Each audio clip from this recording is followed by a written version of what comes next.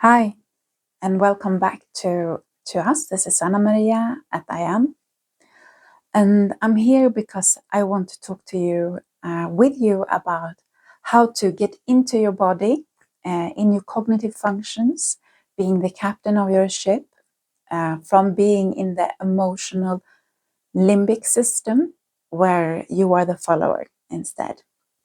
You're in reactive state, instead of being the driver, the captain of your ship. So let's start with how to know when the body is in reaction. So when you are stressed, how do you recognize stress?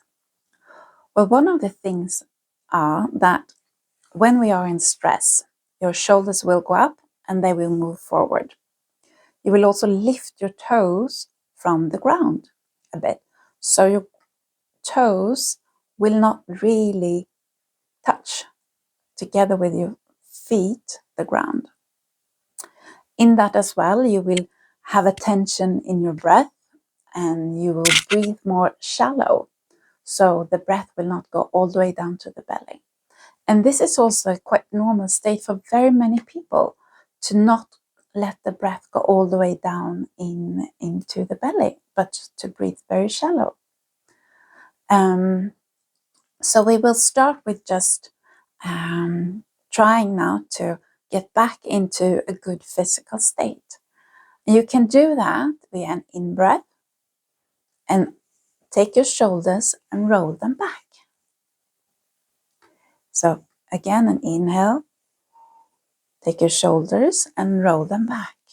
And you breathe out when the shoulders go down. So every time you move your shoulders back and down, your chest opens up and then opens up for the breath to go all the way down to the belly, which is what you want to achieve.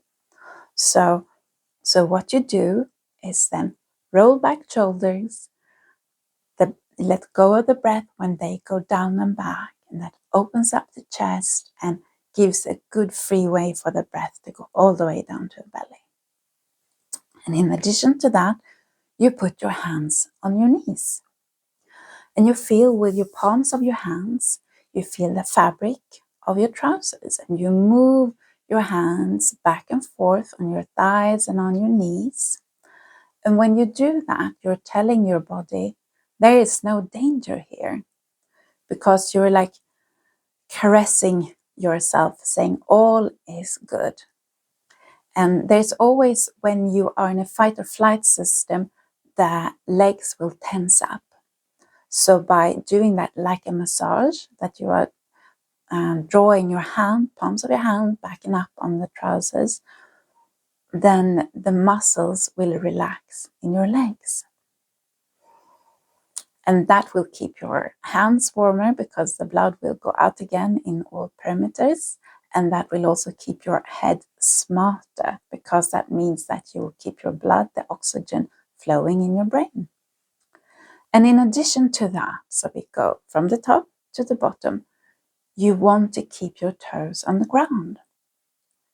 So wiggle your toes a bit, let them grab on the ground, the carpet, or whatever you have under your feet, and just play around a little bit and just feel whatever it is that you are feeling with your toes. You want to keep your toes on the ground. So when the body gets into a stress situation, the shoulders go up and forward. You tense your legs, you're ready to run, and your toes goes up a bit.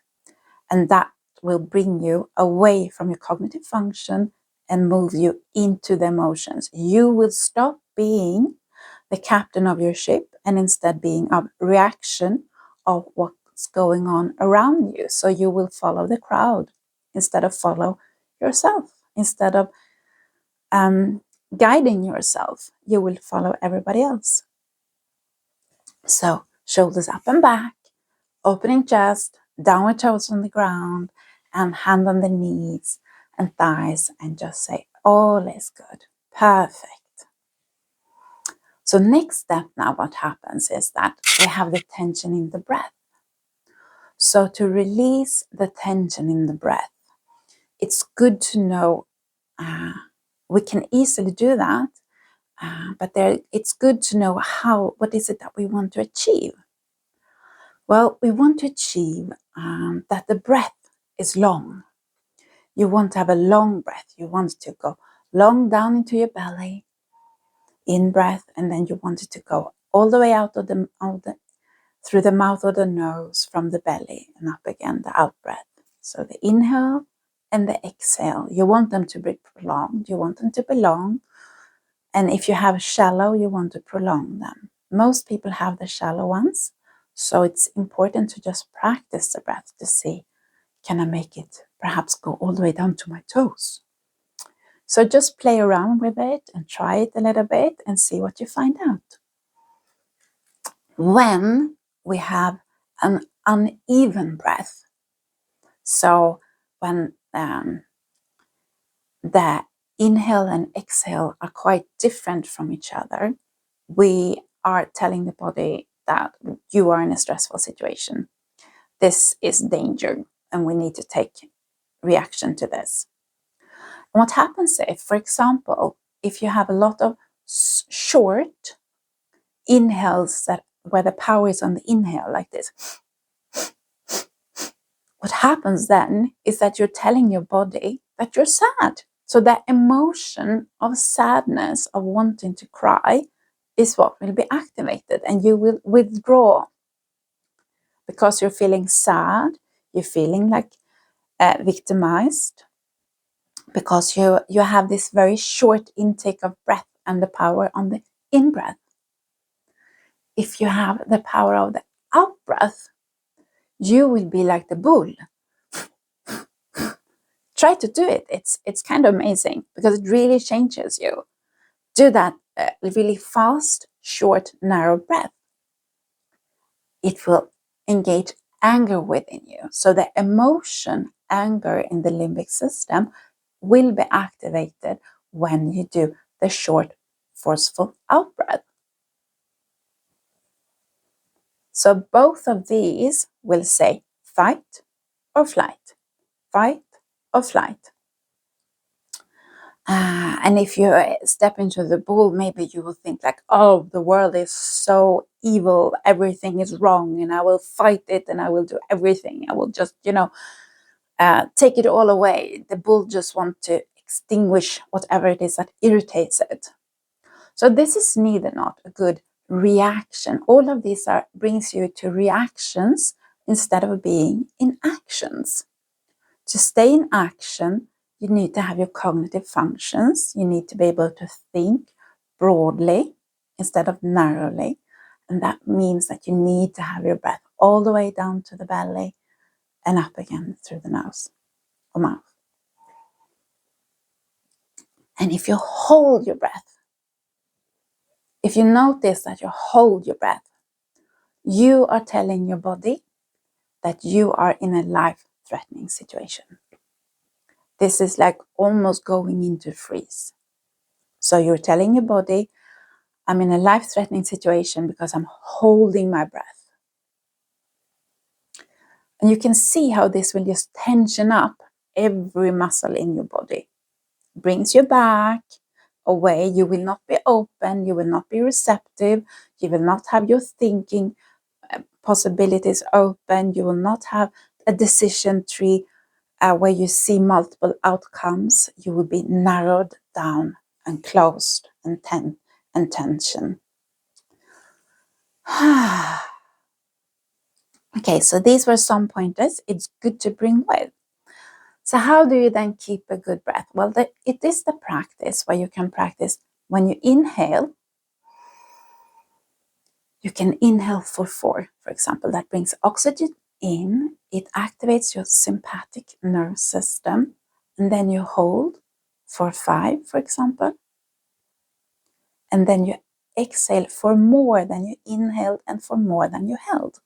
So if you held for 5, you can exhale for 6 or 7. What this does, this brings, because when we breathe out the carbon dioxide, it activates the parasympathetic nerve system. And when we activate the parasympathetic nerve system, we are saying you can calm down. Everything can calm down. So this can be a good breathing exercise to do before you go to bed, or if you have had a tough day at work and before you meet your family. You can do the 4 inhale, hold for 5, and 6, 7, or 8 exhale, whatever feels good for you, just as long as the exhale is longer than the inhale. And this will bring you down and activate the parasympathetic nervous system. If you want to bring up more activity in your body, I think the absolute fastest way is find a staircase and take every second stair. And when you take every second stair, it will bring up the activity level in the body and the breath within the body, and you will soon be in activation level. But then just remember to bring you back into there is no danger, because otherwise you will be in fight or flight instead of being in your cognitive functions. Okay, so these were some of the parts. Let's see if there's one more thing I think you should bring with you. And that is, when we are in fight or flight, we will have the thinker activated within ourselves, and we will most probably be either in future or in the past. And if you want to be present in the now, you remember we want to let the thinker rest. And to do that, you can see what you have around you and what catches your eyes or catches your feelings, or something makes you react in a good, positive way. These are good, positive reactions we're looking for. So see if you can find something which catches your interest, catch perhaps a tree, a leaf, a beautiful lamp. If you're inside, maybe a sofa or a painting, whatever it might be. Just focus on that and tell yourself and just realize that this is where you are. This is where you are. This is what's going on right now. This is not the future. This is not a thinking process about the past. This is the present. So if you have had a lot to do before you step into your family and to meet the loved ones, bring yourself back to presence. Do breathing exercises or activate yourself if that's what you need, and look around you. What is it that's really here? And tell your inner thinker, thank you for all your hard work today. Let's go and take a nap. You can rest. Now I'm going to be present with my family. Okay? So that was all for today. And I hope this will bring you some practical viewpoints to work with, to test out, and see how it helps you in your everyday life to make you more present in the here and now, and to reduce the stress level within you, so you have a long and healthy and happy life as well. Okay, that's all. Ta-ta for now. Take care. Bye-bye.